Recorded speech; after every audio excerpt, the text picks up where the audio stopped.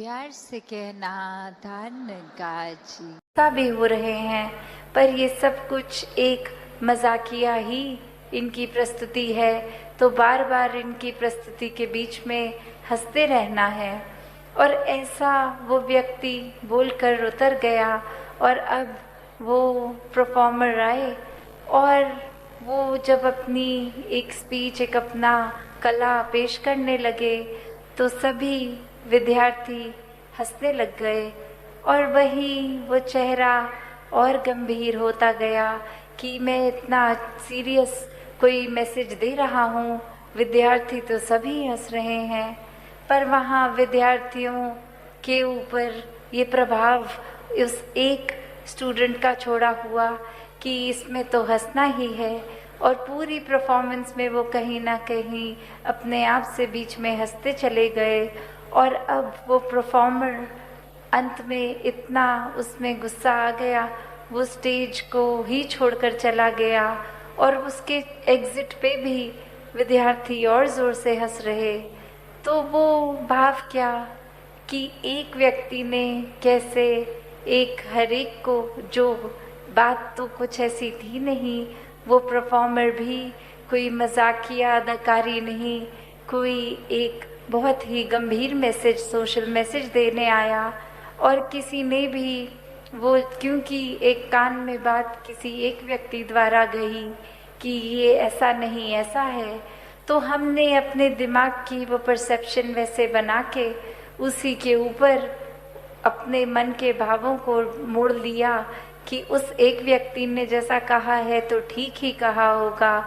तो वैसे ही एक संसार का वातावरण कि एक व्यक्ति ने कुछ कहा और हमने फिर, चाहे वो संदेश क्या मिल रहा है क्या नहीं, उसको छोड़ के बस अपने दिमाग में जो धारणा पहले से बनाई थी उसी धारणा को लेके आगे अपना व्यवहार बदल दिया।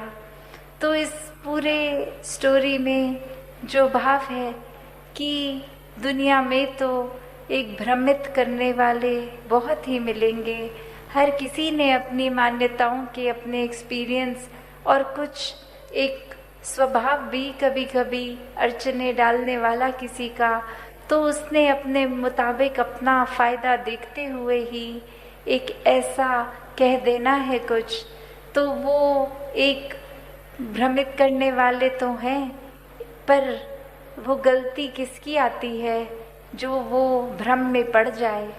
जब हम महापुरुष होकर, एक ब्रह्मज्ञानी होकर, तो भी अगर हम भटक जाते हैं किसी के कुछ कहने पे, तो फिर ये चेतनता कहाँ है।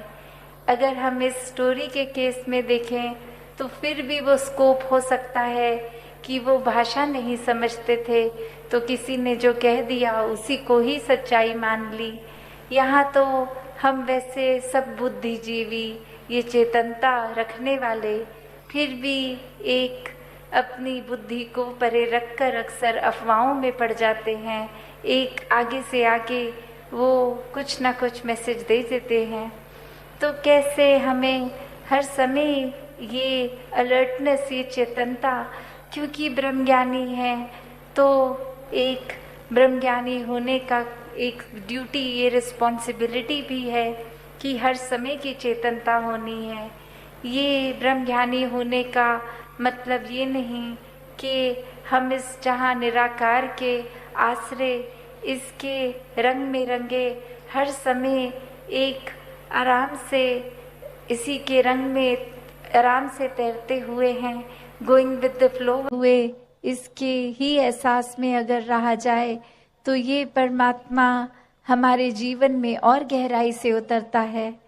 कैसे फिर जहाँ बात अभी जिक्र भी अहंकार का हुआ कि कैसे फिर मन हमारा अक्सर इतना ज़्यादा, किसी ने थोड़ी तारीफ क्या कर दी, वो ही बात में इतना अपने आप को श्रेष्ठ मानते हुए एक ऐसी विचारधारा के अंतर्गत रोज जीना, उठना, खाना, बैठना शुरू कि अब हमसे श्रेष्ठ तो कोई नहीं।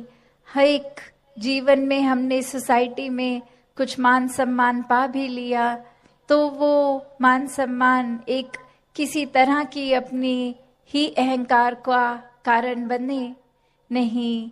जहाँ जिस रूप में भी हम जीवन में प्लेस्ड हैं वो हमारे लिए अहंकार का कारण नहीं, विनम्रता का कारण होना चाहिए।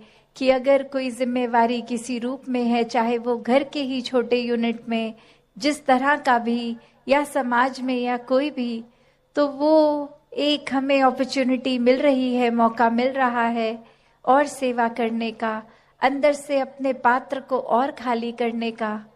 क्योंकि फिर वही बात जहाँ एक फाइन लाइन होती है, एक बहुत ही संकीर्ण सी एक रेखा, जो एक हमारे मनोबल की बात और एक अहंकार की बात, कि कैसे एक हम अपनी सेल्फ रिस्पेक्ट और ईगो के बीच में जो एक लाइन है, कि अक्सर हम ये बात तो हर किसी को सिखाया जाता है कि एक दूसरे का मनोबल बढ़ाओ, वो मोटिवेशन बढ़ाओ, पर कहाँ वो मोटिवेशन को अब हमारे ही मन में हमने उस तरह लेना है कि वो एक जिस काम के लिए है वो अपना काम उस तरह करे, वो अहंकार की तरफ ना जाए।